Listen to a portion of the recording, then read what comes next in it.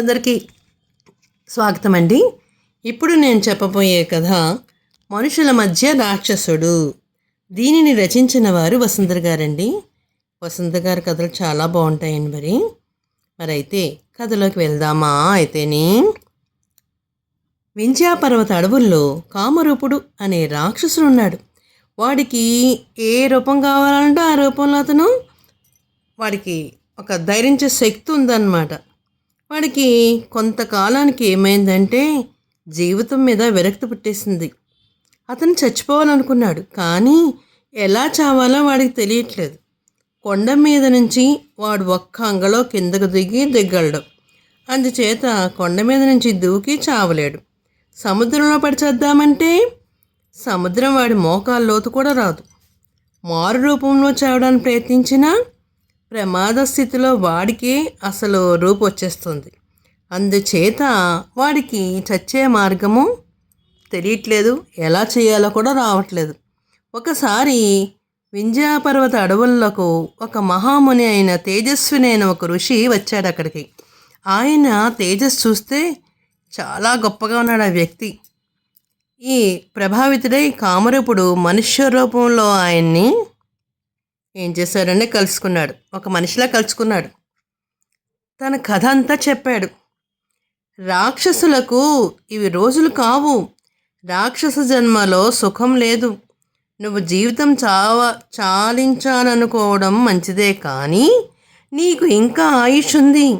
ఇప్పుడు నువ్వు చనిపోతే నీ ఆయుష్ కోసం మరో జన్మ ఎత్తాల్సి ఉంటుంది. ఏ జన్మ కావాలో కోరుకో, నీకు ఏ జన్మ నుండి విముక్తి కలిగిస్తాను అన్నాడు ఋషి. అయితే కామరూపుడికి ఏ జన్మ కోరుకోవాలో తెలియట్లేదు. ఋషినే సలహా అడిగాడు, స్వామి నాకు ఏ జన్మ తీసుకోవాలో నాకు అసలు అర్థం కావట్లేదు, మీరే చెప్పండి. అన్ని జన్మల్లో ఉత్తమమైనది ఏమిటి? మానవ జన్మ, అదే కోరుకో అన్నాడు ఋషి కామరూపుడితో. ఋషి మాటలలో ఏదో నిజం ఉంది. తెలుసుకోవడానికి మనుషుల మధ్య కొంతకాలం ఉండి వస్తానని కామరూపుడు బయలుదేరెళ్ళాడు. వాడు మనిషి రూపంలో ఒక నగరానికి వెళ్ళాడు. అక్కడ వాడు ఒక ఇంట్లో మకాం పెట్టి మనుషులకు గమనిస్తూ ఉన్నాడు. మనుషులు నీతి నియమాలు పాటిస్తూ ఎంతో హాయిగా జీవిస్తున్నట్టు వాడికి తోచింది. ఆ నగరానికి వీరసింహుడు అనేవాడు రక్షకుడు. వీరసింహుడు నగరక్షకుడిగా ఉండడానికి నగరానికి ఎవరి వల్ల ఎలాంటి ప్రమాదం ఉండదని నగరవాసులకు గట్టి నమ్మకం.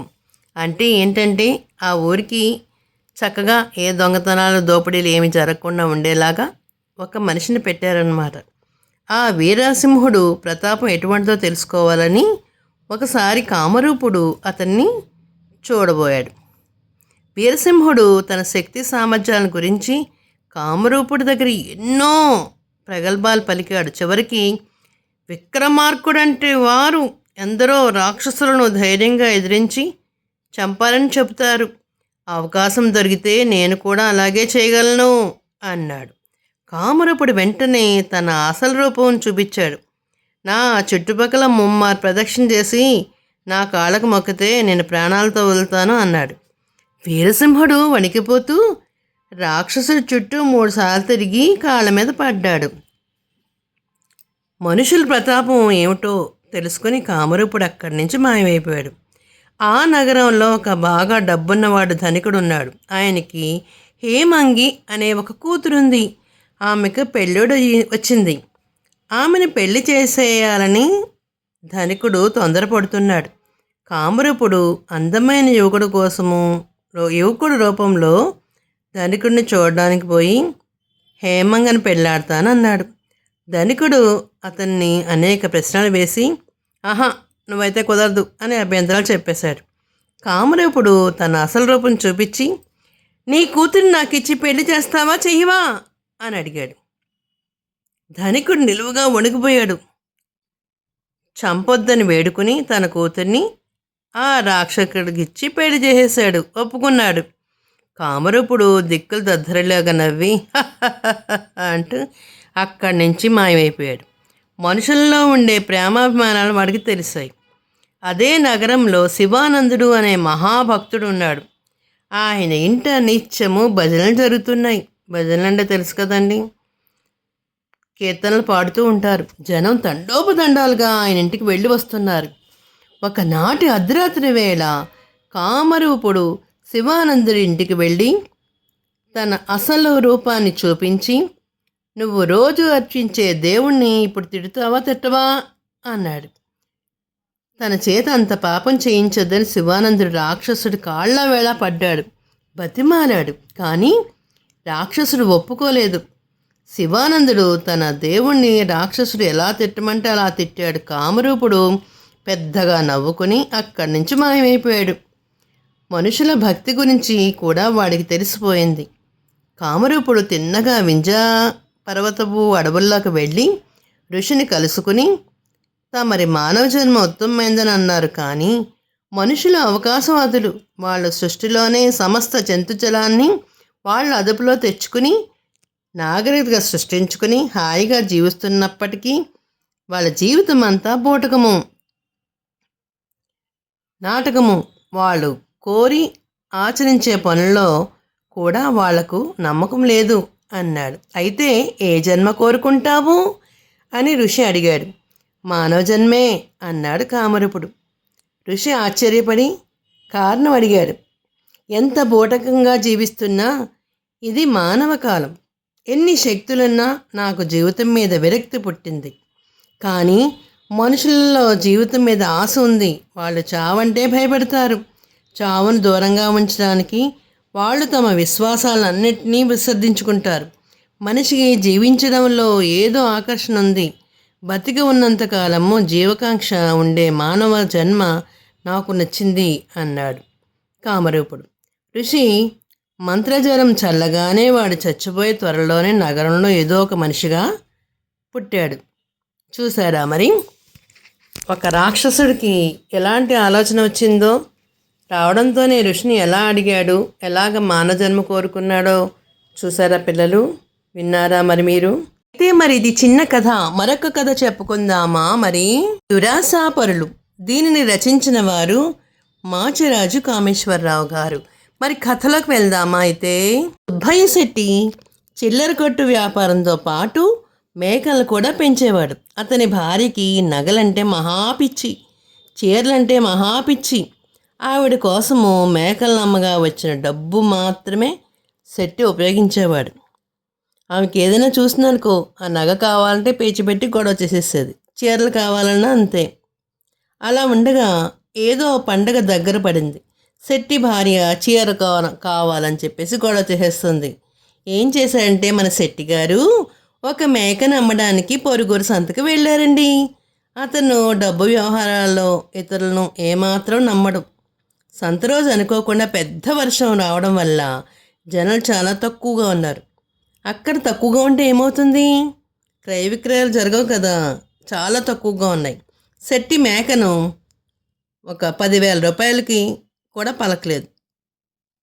20కి తక్కువ అయితే అమ్మే ఉద్దేశం లేదు. అంటే 1000 ఒక తక్కువ అంటే 10,000కి తక్కువ అని అంటే 7-8 వేలకు కూడా ఇవ్వనని చెప్పేశాడు. చీకటి పడేదాకా మంచి బేరం కోసం ఎదురు చూస్తూ చివరికి మేకను తీసుకుని నిరుత్సాహంగా ఇంటికి తిరిగి వచ్చాడు. అంతా కొండదారి. ఊరి దగ్గర కొండ మలుపులో గుహ ఉంది. అందులో దెయ్యాలుంటాయని అందరూ చెప్పుకుంటున్నారు. ఆ పరిసరాలు చేసేసరికి శెట్టికి గుండె దడ దడ దడ కొట్టుకోవడం మొదలుపెట్టింది. అసలే చీకటి, అంధకారం. శెట్టి గబగబా అడుగులు వేసుకుంటూ ఆ మలుపు తిరిగిపోతుండగా ఎవరు వారు? చీకట్లో ఈ వైపు రావడానికి ఎంత ధైర్యం అన్న మాటలు భయంకరంగా వినిపించాయి. శెట్టి గజగజలా ఆడిపోతూ, నేను సుబ్బయ్య శెట్టిని, అమ్ముడుపోని మేకను ఇంటికి తోలుకుపోతున్నాను. ఆలస్యము అయింది. ఇంకెప్పుడూ కూడా చీకటి పడి సమయానికి పక్కకి రాను అన్నాడు. ఆ మేకను నా గుహలోకి తోలేయి, నీ దారి నువ్వు పో, మళ్ళీ తెల్లారేలోపుగా ఇక్కడికి వచ్చి దాని ఖరీదు పట్టుపో అన్న మాటలు గుహలో నుంచి వినిపించాయి. బ్రతుకు జీవుడా అనుకుంటూ శెట్టి ఆ మేకను గుహలోని తోలేసి గబగబా ఊరికేసి నడిచాడు. కానీ ఇంటికి వెళ్ళడానికి అతనికి ధైర్యం లేదు. భయపడిపోయి వస్తున్నాడు. డబ్బు ఏదని అడిగితే అతని పెళ్ళం ఏం చేస్తుందో, ఏం గొడవ తోడేస్తుంది పట్టుకుని. దెయ్యం ఏం చేస్తుందో అది తీసుకుపోతే కానీ తన ఇంట్లోకి అడుగు పెట్టనివ్వదు. శెట్టి తూర్పు తెల్లవారేదాకా ఎవరి వీధి అరుగు మీదన కాలక్షేపం చేసి మళ్ళీ కాస్త ధైర్యం తెచ్చుకుని కాళ్ళు ఈడ్చుకుంటూ మళ్ళీ గుహ దగ్గరికి వచ్చేసాడు. మేక బాగా కొవ్వి, బాగా రుచిగా ఉంది, ఇదిగో దాని ఖరీదు అన్న మాటలతో పాటు గుహలో నుంచి ఒక మూట వచ్చి శెట్టి కాళ్ళ మీద పడింది. దాన్ని తీసుకుని పరుగులాంటి నడకతో ఇంటికి చేరాడు శెట్టిగారు. శెట్టి లోపలికి వెళ్తూనే తలుపులు మూసేసి సంచిలో ఉన్న డబ్బంతా నేలమే పోసి లెక్క పెడుతున్నాడు. 50,000 రూపాయలు. ఆ డొక్కు మేకకు ఇంత డబ్బు పోసిన వెర్రి పీనుగు ఎవడబ్బా అంటూ శెట్టి భార్య బుగ్గలు నొక్కుంటూ కూర్చుంది. ఆ సంగతి ఎవరికి చెప్పకే సుమా అంటూ జరిగిందంతా భార్యకి చెప్పేశాడు. శెట్టి భార్య కూడా ఎవరికి చెప్పలేండి అంటూ ఆ విషయం పొరుగుంటే పుల్లమ్మకి, ఎదురుగుంటే లచ్చమ్మకి అందరికీ చెప్పేసింది. అది పుల్లమ్మ మొగుడికి, ఎదురింటి వాడికి, వెనకింటి వాడికి, చివరికి ఊరంతా తెలిసిపోయింది. మేకలను వాళ్ళందరూ చాలా సంతోషపడిపోయారు. మేకలేని వాళ్ళకు అందరూ ఎక్కువ డబ్బులు పెట్టి కొనుక్కున్నారు. చీకటి పడేసరికి ఒకరికి తెలియకుండా ఒకరు దెయ్యపు గుహలోకి తమ మేకలన్నీ తోలేసి వచ్చేసారు.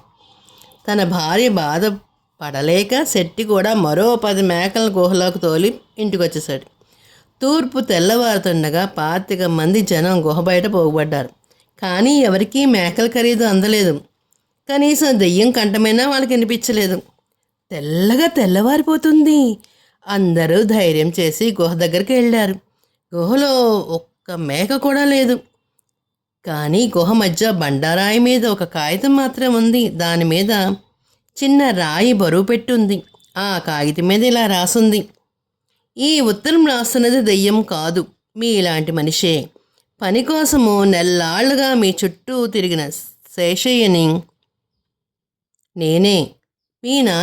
మా నాన్న పోయాడు. ఇంట్లో ఉన్నదంతా 100 రూపాయలు కూడా లేవు. అవి తీసుకుని నేను ఈ ఊరు వచ్చి మిమ్మల్ని పని అడిగితే, కొత్తవాడివి నువ్వు, నీకు పనిస్తే నువ్వేం చేస్తావు అన్నారు. ఉన్న డబ్బు సగం ఖర్చు అయిపోయింది. ఇంకో ఊరు పోదామని సాయంకాలము ఈ దెయ్యం గుహలో పడుకున్నాను. మేకను తోలుకొని వస్తున్న శెట్టిని చూశాక నాకు ఊహ కలిగింది. మనిషిని నమ్మలేని మీరు దెయ్యాన్ని నమ్మారే. లేని దెయ్యం నాకు ఎంతో మేలు చేసింది. పని చేస్తానని వచ్చిన వాడికి పైసా కూడా విడవని మీరు తేరగా డబ్బు వస్తుంది అనగానే కట్టుకుని వచ్చి పడ్డారా? మీ మేకల్ని అమ్మిన డబ్బుతో ఎక్కడైనా వ్యాపారం చేసుకుని ఏడాది లోపల మీ డబ్బులు మీకు రూపాయితో సహా వడ్డీతో సహా ఇచ్చేస్తాను. అంతదాకా ఓపిక పెట్టండి. ఈ ఉత్తరం చదివించుకున్న వాళ్ళంతా నోరు వెళ్ళబెట్టారు. అయ్యయ్యో, ఎంత పని జరిగిందిరా అని అనుకున్నారు. దురాశ దుఃఖాన్ని చేటయిందే. దురాశ బదులకి ఎలాంటి నష్టం వచ్చిందా అని అనుకుని అందరూ కూడా ఎవరిళ్ళకి వాళ్ళు వెళ్ళిపోయారు. చూసారా మరి ఎలా జరిగిందో? తెలుగువారి దీపకాంతికి లైక్ చేసి, షేర్ చేసి, సబ్స్క్రైబ్ చేసి కామెంట్ రూపంలో పెట్టండి మరి.